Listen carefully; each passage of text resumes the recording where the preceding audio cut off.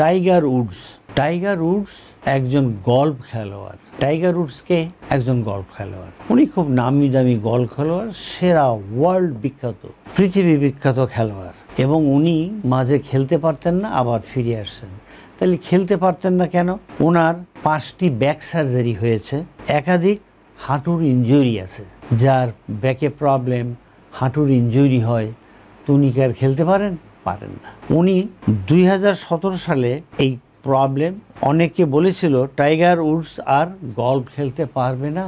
Tiger Woods আমারও খুব favourite golfer. তিনি কিন্তু হাল ছাড়েননি। প্রতিদিন ফিজিওথেরাপি, স্ট্রেসিং, ব্যায়ামের মাধ্যমে ওনার ব্যথাকে জয়যুক্ত করছেন। ওনার ব্যথা নাই, উনি ফিরে এসছেন গল্ফ মাঠে, উনি আবারও খেলছেন। উনি 2019 সালে মাস্টার টুর্নামেন্ট জিতে আবার সবাইকে অবাক করে দিয়েছেন।